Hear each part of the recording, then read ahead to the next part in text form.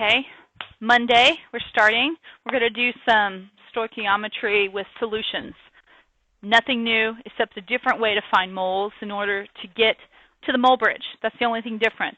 This very first problem, though, is not even different from our normal stoichiometry. So I need you to get out calculators and be ready to do some calcs for me. Here we go.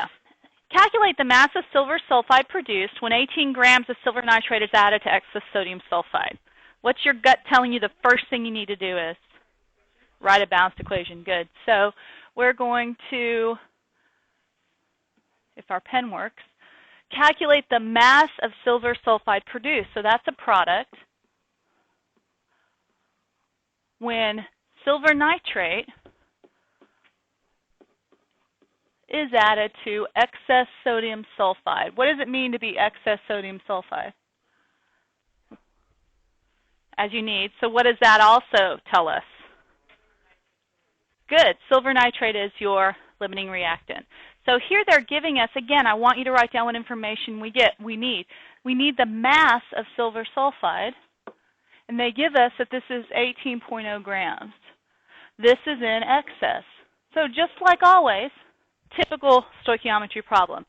So we start with our 18 grams. What do we convert it to? Moles.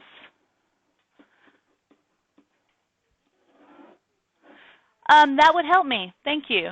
So, stupid teacher, that would be me. I'm pointing to myself. Forgot to balance the stupid equation. The stupid teacher didn't even finish the equation. So, sodium and nitrate just disappeared in this equation. Yeah, so let's add sodium nitrate. Who told me to balance it? Thank you. You get a sticker high five. NaNO3. And for the rest of you who knew it and just didn't say anything, shame on you for not correcting the teacher. You're allowed to correct me. All right, what do I need to do to balance this? 2 there. Yeah, and that does drastically change the situation. Okay, so looking at this, we are going to now be able to finish this problem appropriately, but we got to convert silver nitrate to what? Moles to get on the mole bridge. So for every 1 mole of silver nitrate, I have point what? 88, thank you. 88 grams of silver nitrate. All right, so my grams cancel. And now I can mole bridge over. For every 2 moles of silver nitrate, I have 1 mole of silver sulfide. And then for every 1 mole, what's our molar mass of silver? 0.01. Thank you. All right, so to 3 sig figs, how many grams did that produce?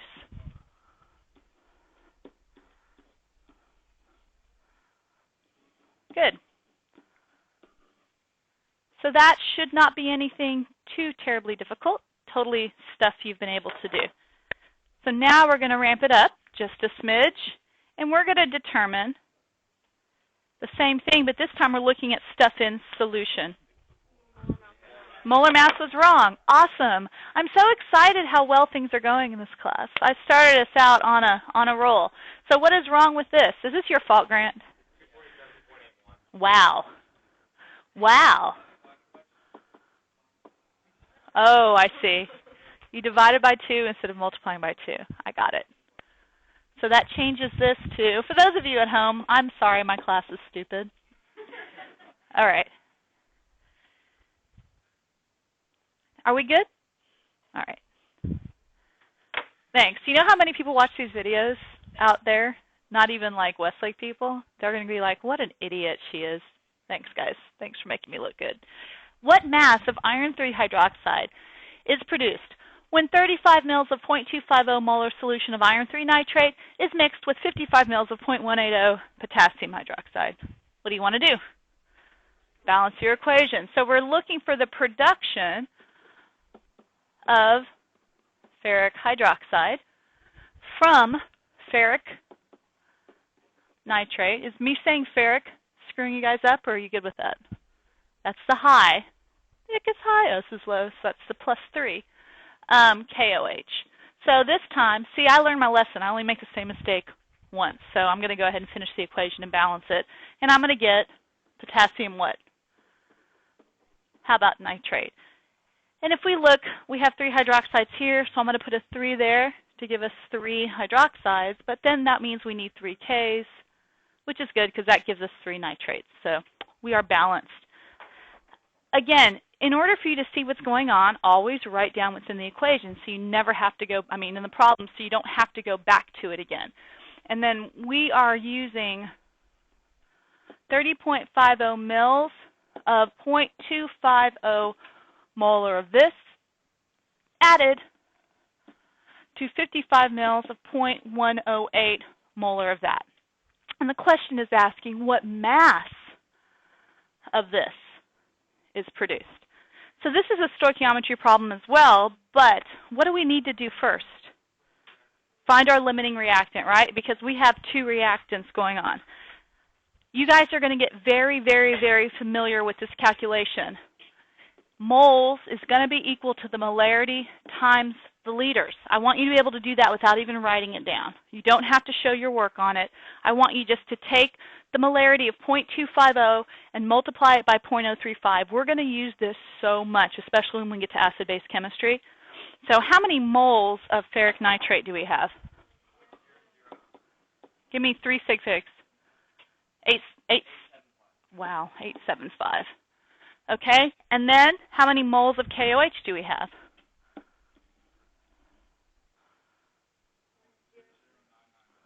990.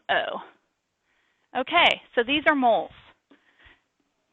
Now I'd say we looked and we have less moles with ferric nitrate than we do potassium hydroxide, but what do we have to take into account? That coefficient, right? For every one of those, we need 3 of those. So we need to see which one's going to run out first. And do you actually have to do the math there to see it? No. Since we need 3 of these for every one of these, we can see that this is going to run out first. It's going to be 0.003 moles that is going to be left after the division. So this one then is in excess, and this one's our limiting reactant. So I'm just going to do stoichiometry from there to there. Okay, so I've got my moles, 0.00900 moles of KOH. Now what do I do? 999,990. There. That wasn't a hard fix. Now what do I do? Stoich. So I've got for every 3 moles of KOH, I've got 1 mole of ferric hydroxide. We're looking for grams. So for every 1 mole, should I give you a second chance for redemption there, Grant?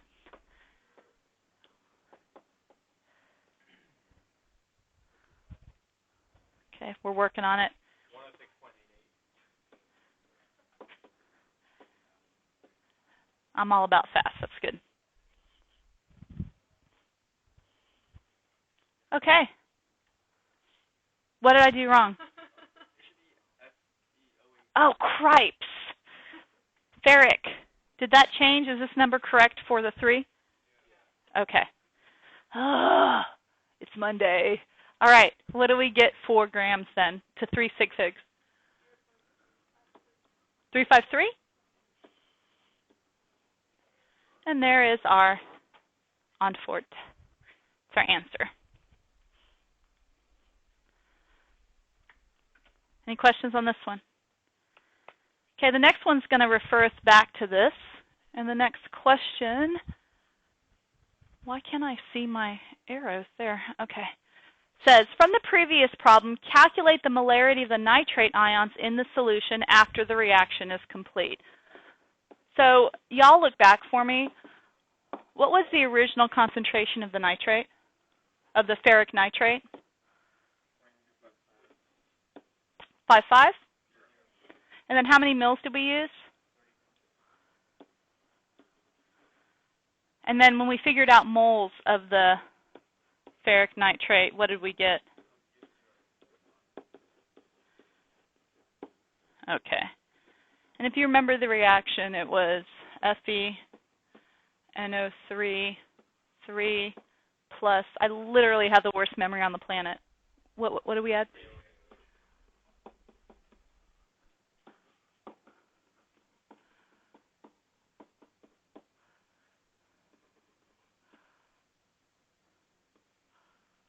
All right.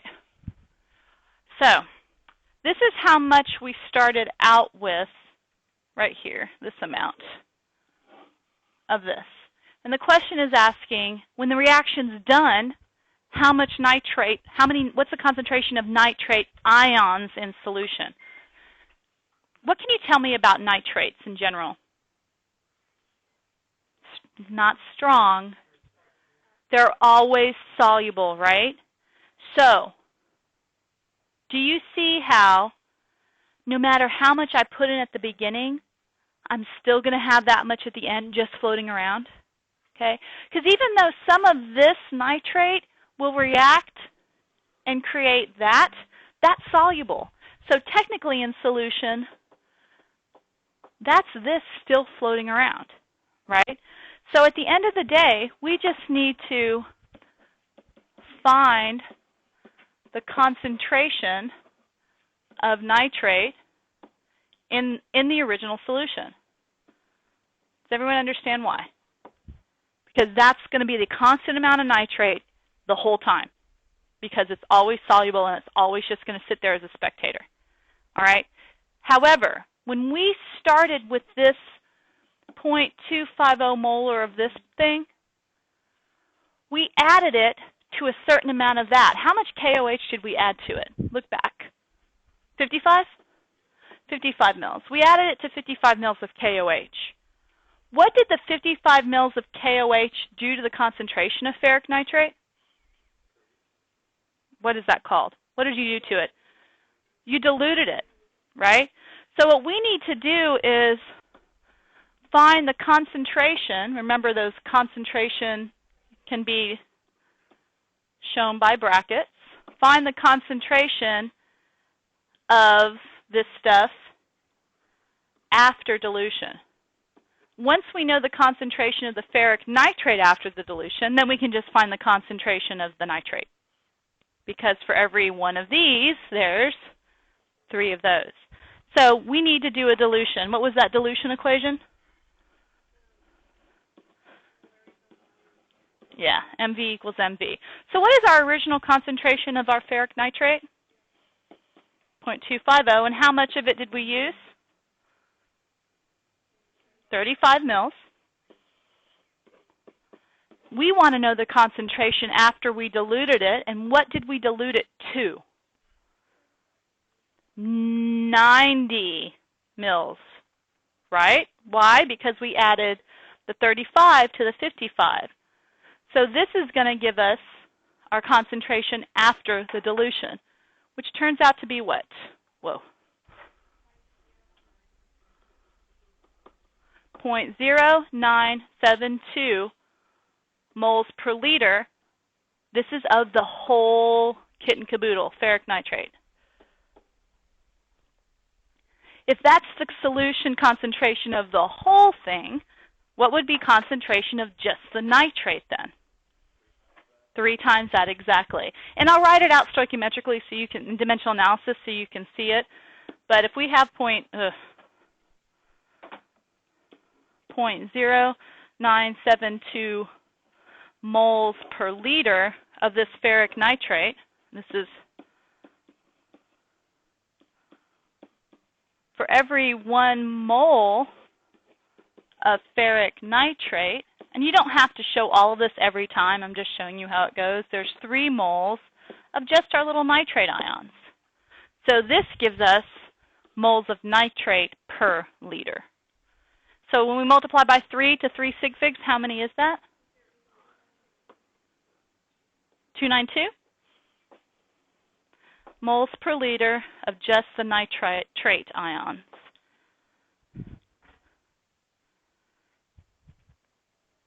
Is this good? Yo? Fabulousness? Okay. Ready for the next problem? We're almost done. It's not too long of a day. Now, I'm going to kind of talk about, while I'm doing this, a little bit about titration. I'm going to get more into it tomorrow in preparation for the lab on Wednesday. You're going to do your first titration. Go ahead and change this sulfuric, though, to hydrochloric. I want to make it a little bit simpler first, and then we'll talk about sulfuric tomorrow, because sulfuric acid is the actual one you're going to use in the lab. All right. The point of a titration is to figure out the molarity of something you don't know the molarity of. So I'm literally giving you an acid, and I'm like, you tell me the molarity. So you're going to figure that out. The first method is through an acid-base titration. And then later you're going to figure out through gravimetric procedure, where you figure out mass of a precipitate and all this stuff. So what's going on in this titration is we're going to calculate the molarity of HCl by titrating it against sodium hydroxide in this titration. And what do we get when we do this titration? What are our products? So simple, right? So let's talk a little bit about the setup of how this works. In your titration, and in this titration, you have a burette. And then down here, you have a beaker or an Erlenmeyer flask, and it's got a little pH sensor in it. Okay. So when they're starting this titration, you guys would have your base in the burette, and you'd put your acid down here. Calculate the molarity of this acid, that's what we're looking for, in a 20 ml sample. So you're going to have 20 ml in this beaker down there. Okay? And this 20 ml is going to start your titration, and you're going to add base to it, and this is your NaOH. The only thing you know for certain about the NaOH is that it's 0.750 molar. That's all you know about it at the start of the titration. We'll talk about this more tomorrow, but in a pH titration on the LabQuest, you're going to have a graph that's constructed where you have pH on the y-axis, and on the x-axis, you have the mils of NaOH added.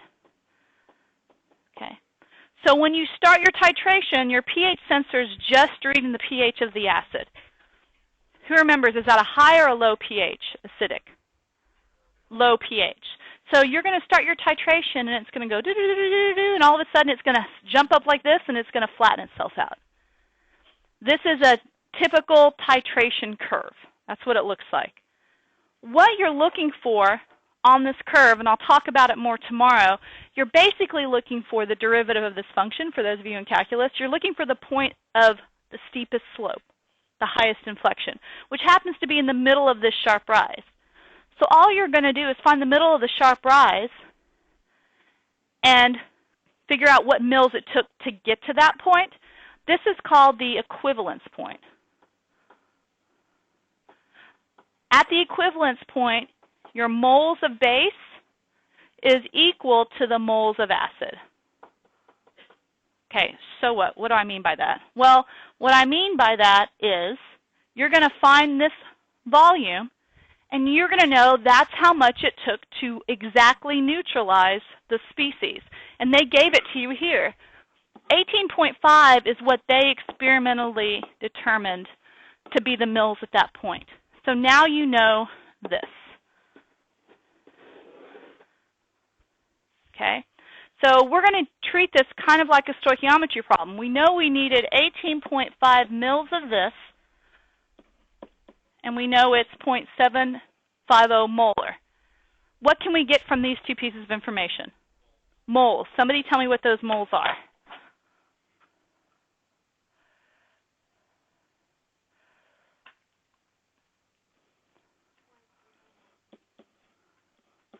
.0139 moles. Remember, the goal is to find the concentration or the molarity of that acid. Look at this ratio. 1 to 1, right? What did I say was true at the equivalence point? These moles are the same. Okay? So I can do stoichiometry to here. That'll give me moles. Do I really need to do it, though? So this is also this is moles of NaOH, but it's also moles of what? HCl. Now, I need molarity. What's molarity again? Moles per liter. What do I divide it by? 0.02. I'm glad you said that. A lot of people want to divide by, what do you think? 38.5. Why wouldn't I do that? Yep, Alex got it on the nose.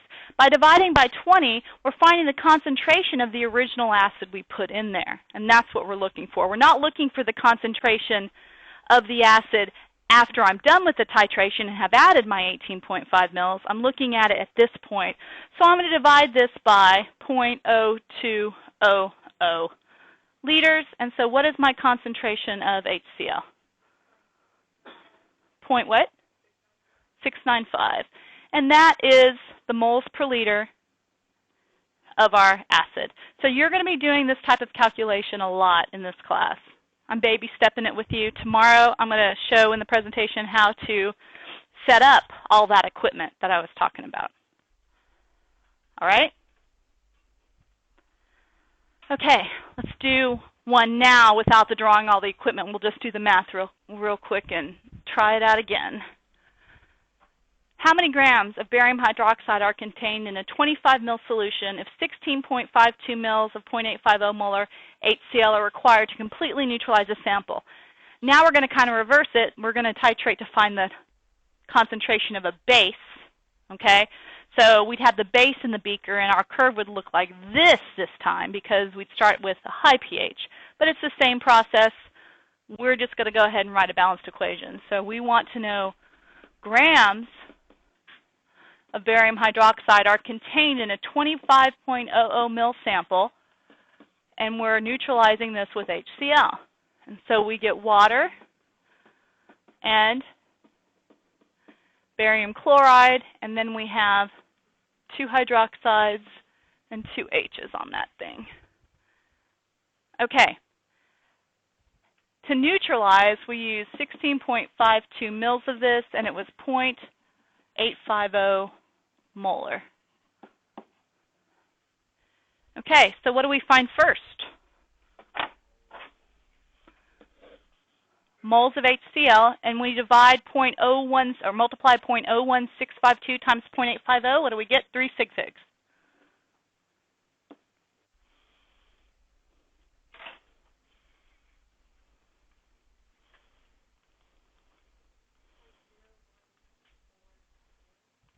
.0140 moles of HCl. What's a little bit different here? Exactly, it's a 2-to-1 relationship there. So for every 2 moles of HCl, I have 1 mole of barium hydroxide. What am I looking for in this problem? Grams. So I multiply by what? Molar mass. So what is our molar mass? Molar masses are fun, aren't they? Or they're tedious, I know.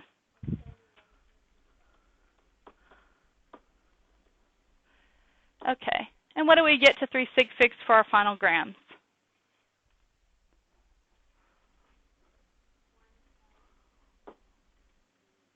.20 grams of barium hydroxide.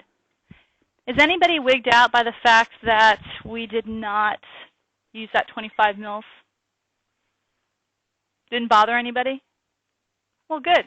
It shouldn't, because they will purposely give you extraneous information in problems. So if they would have asked for concentration of barium hydroxide, we would have had to take those moles and divide it by that, but they didn't. They asked for grams. Okay, so don't be wigged out if you have extra stuff. Okay, last problem. This is probably one of my favorite problems just because it makes you think a little bit. I know y'all don't want to think on Monday. HBr plus NaOH. We're making water and sodium bromide, simple 1-to-1 all the way through, totally balanced. They're saying that we have 25.0 mils of a 0.625 molar HBr solution, and we're mixing it with 42.0 mils of a 0.352 molar NaOH solution. The question is, will the resulting solution be acidic or basic? All right. Anyone think they understand how to do this? If you do, I might put you on the video and let you speak. Okay, hold on. All right.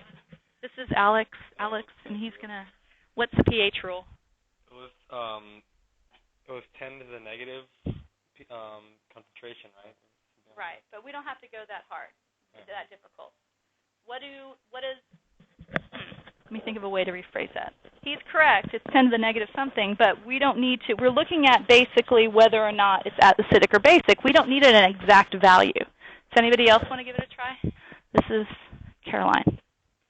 Is it acids have a pH of lower than 7 and bases have a pH higher than 7? Okay, that's correct. Acids do have a lower pH, but how are we going to determine, how is that going to help us figure out what the resulting solution is going to be? We're mixing an acid and a base, right? Say that again. We should find which one's the limiting reactant. So if it's like the acidic one, then it's more basic, and then vice versa. So basically what Jamie was saying was to find the limiting reactant first, right? And then whichever is in excess is going to be what causes the solution to be acidic or basic. What happens if I had the exact same moles of this and that? It would be neutral, right? But that might be the case, that might not be the case. But if one of them is totally used up, the excess is floating around, and that's going to cause it to be acidic or basic. Make sense? All right, so let's go ahead. Since it's 1 to 1, I just need to find moles of each of these, and what do I get?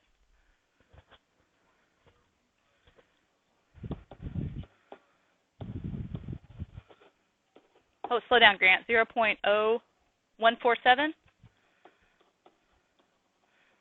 Okay, so those are my 2 moles. Which one's totally used up? NaOH. So this is my limiting reactant. This is going to be in excess.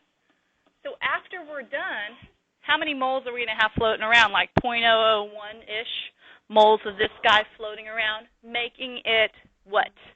Acidic. Good. Nice thought processes, guys. There's still hope for our future. Okay, so now you've got a good 15 minutes to start working on your homework.